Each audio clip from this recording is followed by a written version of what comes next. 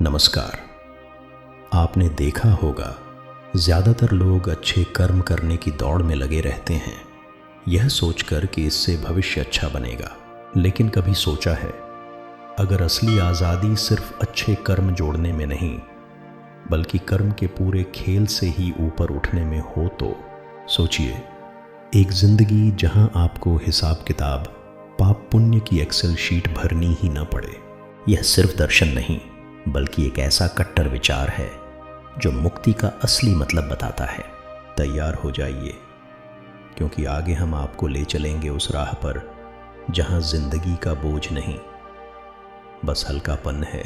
कर्म का सिद्धांत जितना पुराना है उतना ही जटिल भी है।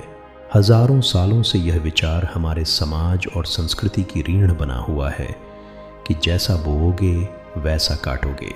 सुनने में यह न्याय संगत लगता है, लेकिन क्या यह वास्तव में आज की दुनिया की जटिलताओं को संभाल पाता है? सोचिए, अगर किसी इंसान ने बस इतना किया कि उसने ऑनलाइन फूड ऑर्डर किया और डिलीवरी बॉय को गुस्से में डांट दिया, तो क्या अगले जन्म में उसे वही डिलीवरी बॉय बनना पड़ेगा? यह सुनकर हंसी आती है, मगर असलियत यह है कि पारंपरिक कर्म का विचार कभी कभी उतना ही बोझिल और डराने वाला बन जाता है जितना ट्रैफिक सिग्नल पर फंसी हुई कारें। हम एक ऐसे समय में जी रहे हैं जहां हर पल हम हजारों चीज़ों से प्रभावित होते हैं। मोबाइल नोटिफिकेशन, सोशल मीडिया, नौकरी की डेडलाइन, फैमिली की उम्मीदें और खुद के सपने। ऐसे में अगर कोई कहे कि हर एक परिणाम केवल तुम्हारे कर्म का फल है, तो यह न केवल अन्यायपूर्ण लगता है बल्कि अव्यावहारिक भी।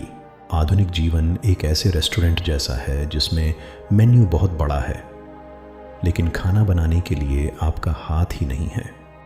आपको बस ऑर्डर करना है और फिर इंतज़ार करना है कि रसोई में क्या पका है। कर्म के नियमों को अगर पुराने अंदाज में देखें तो यह एक न ख़त्म होने वाला क्रेडिट कार्ड बिल जैसा लगता है। आप थोड़ा खर्च करते हैं, ब्याज बढ़ता जाता है, फिर आप सोचते हैं कि चलो अच्छे काम करके बैलेंस कम करें। लेकिन हर अच्छे कर्म के साथ नई उम्मीद, नई अपेक्षा और नई डिमांड खड़ी हो जाती है। मतलब हिसाब कभी ख़त्म ही नहीं होता। यह चक्रवृद्धि ब्याज जैसा है, जितना जल्दी निकल जाओ उतना बेहतर। आज की जटिल दुनिया में कर्म का यह हिसाब किताब बहुत भारी पड़ सकता है, क्योंकि यहाँ सिर्फ आपका कर्म ही नहीं चलता बल्कि सिस्टम, समाज और हालात भी आपको प्रभावित करते हैं। जैसे एक छात्र परीक्षा में फेल हो जाए तो क्या यह सिर्फ उसके कर्म का नतीजा है, या फिर सिस्टम, टीचर, संसाधनों की कमी और सामाजिक दबाव भी इसमें शामिल हैं? यही वजह है कि कर्म की पारंपरिक परिभाषा अब पर्याप्त नहीं लगती। हमें इससे आगे देखना होगा। असल सवाल यह है, क्या हम इस अनंत कारण परिणाम की जंजीर से बाहर निकल सकते हैं? क्या जिंदगी सिर्फ हिसाब किताब का खेल है, या फिर कोई और रास्ता है जो हमें बोझ से मुक्त कर सके? सच्चाई यह है कि मुक्ति का अर्थ कर्म जोड़ने में नहीं बल्कि कर्म की इस पूरी गिनती से ही परे जाने में है। और यही है एक नया दृष्टिकोण, एक आधुनिक समझ, जहां कर्म को बैंकिंग सिस्टम की तरह नहीं बल्कि खेल की तरह देखा जाए। खेल खेलो, मजा लो, लेकिन स्कोर बोर्ड से चिपके मत रहो। हम सबको यह सिखाया गया है कि तुम्हारे कर्म ही तुम्हारा भविष्य तय करते हैं। सुनने में यह बहुत पावरफुल लगता है, मानो सब कुछ हमारे हाथ में है। लेकिन जरा सोचिए, क्या वाकई सब कुछ आपके हाथ में है? मान लीजिए आप सुबह जल्दी उठकर योग करने की ठानते हैं। अलार्म बजता है, आप उठते हैं, लेकिन बाहर बारिश हो रही है। अब क्या यह आपका कर्म है कि योग क्लास मिस हो गई, या फिर बादलों का? हम अक्सर सोचते हैं कि जो कुछ भी होता है उसका कारण केवल हम ही हैं, लेकिन हकीकत यह है कि जीवन का कैनवस बहुत बड़ा है और उसमें हमारे ब्रश के साथ साथ असंख्य और भी ब्रश चलते रहते हैं। आपके एक्शन सिर्फ आधा सच हैं, बाकी आधा दुनिया का माहौल, समाज की व्यवस्था, राजनीति, अर्थव्यवस्था और कभी कभी तो बस किस्मत ही तय करती है। उदाहरण के लिए, अगर आप बिजनेस में असफल हो जाएं, तो क्या यह पूरी तरह आपके कर्म का नतीजा है? हो सकता है मार्केट क्रैश हो गया हो, सरकार ने पॉलिसी बदल दी हो, या फिर बस किसी महामारी ने सब कुछ उलट दिया हो। ऐसे में सब तुम्हारे कर्म का फल है। सुनना वैसे ही लगता है जैसे बारिश में भीग रहे इंसान को कोई कहे, छाता न लाना तुम्हारी गलती है। यहाँ सबसे बड़ा भ्रम यह है कि हमें लगता है हम हर परिणाम को नियंत्रित कर सकते हैं, लेकिन असली स्वतंत्रता परिणामों को कंट्रोल करने में नहीं, बल्कि उनके बंधन से परे जाने में है। सोचिए, क्रिकेट का बैट्समैन शॉट तो पूरी ताकत से लगाता है, लेकिन गेंद सीमा पार जाएगी या फील्डर पकड़ लेगा, यह उसके बस में नहीं है। हमारा काम बस इतना है कि हम पूरी सजगता और निष्ठा से कर्म करें। लेकिन अगर हम परिणाम पर ही अटक गए तो यह वैसे ही है जैसे किसी ड्राइवर ने गाड़ी तो चला दी, लेकिन बार बार रियर व्यू मिरर में ही देखता रहे। नतीजा, गाड़ी डिवाइडर से टकरा जाएगी। सच्चाई यह है कि बाहरी दुनिया के इतने सारे फैक्टर हैं कि हमें यह स्वीकार करना होगा, सब कुछ हमारे बस में नहीं है।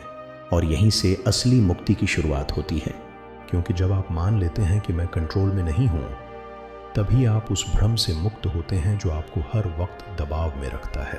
बहुत लोग सोचते हैं कि अगर कर्म के परिणाम से खुद को अलग करना है तो इसका मतलब है कि हमें काम ही नहीं करना चाहिए। लेकिन असली बात यह है कि वैराग्य का मतलब भागना नहीं होता, बल्कि जुड़कर भी बंधन से मुक्त रहना होता है। मान लीजिए आप किसान हैं, आप बीज बोते हैं, पानी देते हैं, जमीन जोतते हैं। आपने अपना काम पूरी ईमानदारी से किया, लेकिन बारिश होगी या नहीं, फसल अच्छी होगी या नहीं, यह आपके बस में नहीं है। अगर आप इस परिणाम को पकड़कर बैठ गए तो आपकी नींद उड़ जाएगी।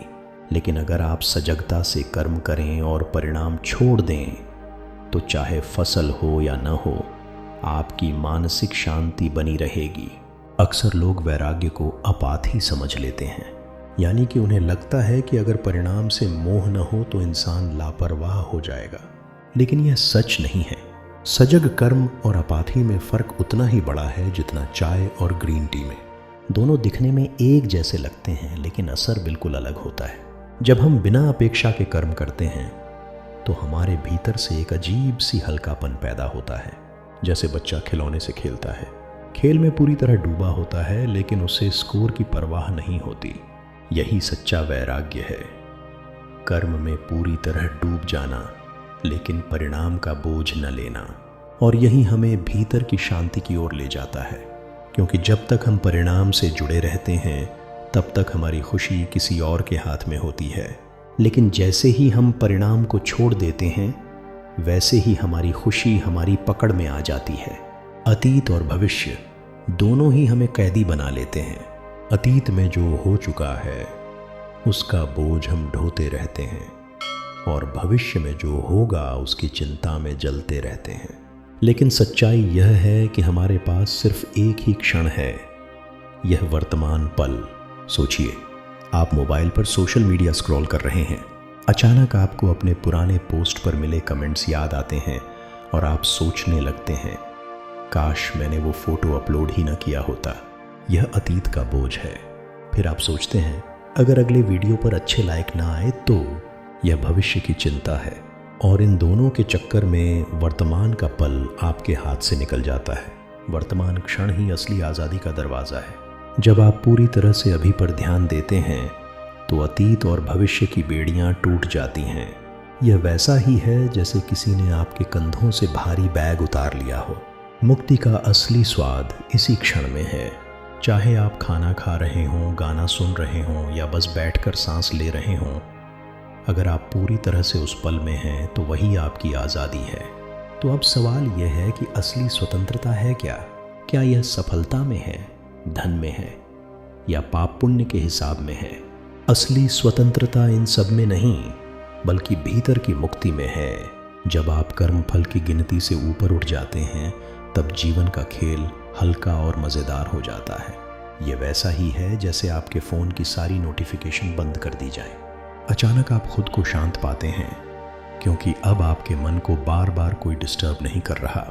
जीवन तब असली बनता है जब आप उसे जीते हैं, न कि हर वक्त स्कोरबोर्ड गिनते हैं। जब आप बिना डर, बिना अपेक्षा और बिना हिसाब के जीना शुरू करते हैं, तभी आप कहते हैं, हाँ, अब मैं सचमुच आज़ाद हूँ। यही है एक नया पैराडाइम, जहाँ कर्म आपको बांधता नहीं बल्कि आपको खेलने की आज़ादी देता है। दोस्तों, अगर आपको लगा कि आज का विचार आपके मन को छू गया है, तो रुकिए मत। यह कोई सिर्फ दार्शनिक बहस नहीं है, यह आपके रोज़मर्रा की ज़िंदगी का सच है। आपने देखा कि कर्म के बोझ से निकलना, अपेक्षा छोड़ना और वर्तमान में जीना ही असली मुक्ति है। अब सवाल है, क्या आप तैयार हैं इस बदलाव को अपने जीवन में लाने के लिए? अगर हाँ, तो आज से ही छोटा कदम उठाइए। जो भी करें उसमें पूरी सजगता रखें, लेकिन उसके नतीजे को लेकर खुद को मत बांधिए। यही साधना है, यही शांति है और यही सच्ची स्वतंत्रता है। अगर आपको यह वीडियो पसंद आया हो तो चैनल को सब्सक्राइब करें, ताकि आप हर हफ्ते ऐसे ही जीवन बदलने वाले विचारों से जुड़ सकें। कमेंट में लिखिए कि कर्म के किस पहलू ने आपको सबसे ज़्यादा उलझन दी है और आप किस तरह उससे बाहर निकलना चाहते हैं। इस वीडियो को अपने दोस्तों और परिवार के साथ शेयर कीजिए, क्योंकि आज़ादी अकेले नहीं बल्कि मिलकर जी जाती है। याद रखिए, कर्म से परे जाने का रास्ता आज से ही शुरू हो सकता है। धन्यवाद।